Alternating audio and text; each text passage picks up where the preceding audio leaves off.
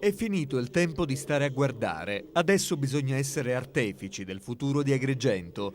A pochi mesi dalle elezioni amministrative, in un periodo in cui nascono movimenti civici, associazioni, laboratori sociopolitici, i partiti sono impegnati nella predisposizione di programmi e liste, si susseguono i nomi di possibili eventuali candidati sindaco, l'arcivescovo Francesco Montenegro esorta all'impegno, a non essere più spettatori ma protagonisti, tenendo però presente la parola bene comune.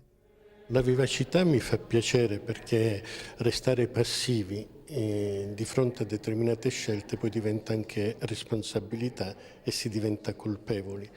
Io l'unica parola che vorrei mettere sul tavolo è la parola bene comune.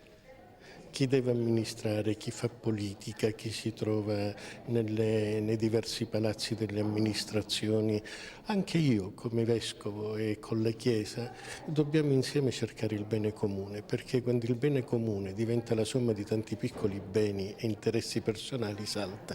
Il bene comune è saper guardare lontano dai propri interessi e cercare che davvero questa città, questo territorio abbia un volto nuovo, diverso, dove ognuno fa la sua parte. Di cosa ha bisogno Agrigento? Di riscoprirsi una città che appartiene a tutti, dove l'impegno di tutti incomincia a trovare quel meglio che desideriamo.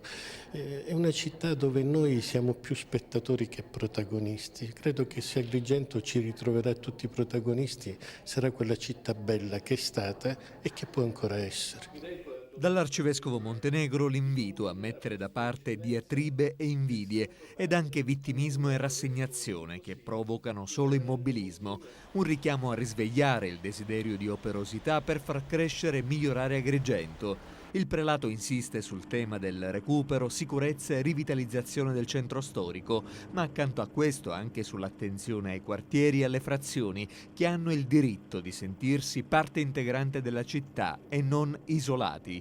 Ed ancora rendere la macchina burocratica snella, che non sia un freno ma fonte di sviluppo.